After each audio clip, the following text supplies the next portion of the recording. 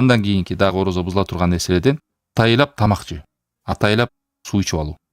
Алла таалам Куранда айткандай, ичкиле жегиле ушу ооз ачардан баштап таң атканга чейинки убакытты айтып атат. Ак жип менен кара жип айырмаланганга чейин.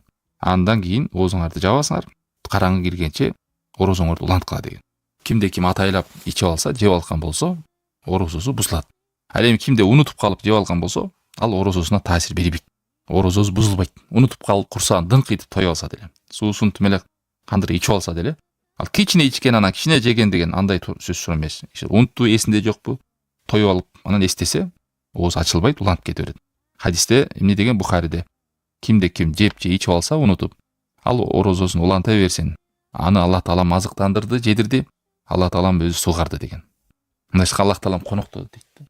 Шайтандан болду, ана мен орозом бузулуп калды деп ачып албаш керек. Тоюп жеп алса дагы, ичип алса да болгон шарт не? Унутуп жесе. Атайлап эмес.